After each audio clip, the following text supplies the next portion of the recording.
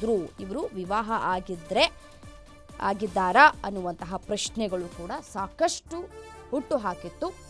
ಮತ್ತು ದರ್ಶನ್ ಅವರಿಗೆ ಕೈಗೆ ಪೆಟ್ಟಾದಂತಹ ಸಂದರ್ಭದಲ್ಲಿ ಅವರು ಪವಿತ್ರ ಗೌಡ ಅವರು ಊಟ ಮಾಡಿಸ್ತಾ ಇರುವಂತಹ ಫೋಟೋಸ್ಗಳು ಕೂಡ ವೈರಲ್ ಆಗಿದ್ದಾರೆ. ದೃಶ್ಯದಲ್ಲಿ ಗಮನಿಸ್ತಾ ಇದ್ದೀರಿ. ಇದಕ್ಕೆ ಯಾವುದೇ ಕೂಡ ಸಾಕ್ಷಿಗಳು ಇರಲಿಲ್ಲ, ಮದುವೆ ಆಗಿದ್ದಾರಾ ಇಲ್ವಾ ಅನ್ನೋದಕ್ಕೆ. ಈಗ ಇವರ ಫೋಟೋಸ್ ಒಂದು ವೈರಲ್ ಆಗ್ತಾ ಇದೆ. ಈ ಫೋಟೋದಲ್ಲಿ ಸತಿಪತಿ ರೀತಿ ಕಾಣಿಸ್ಕೊಂಡಿದ್ದಾರೆ.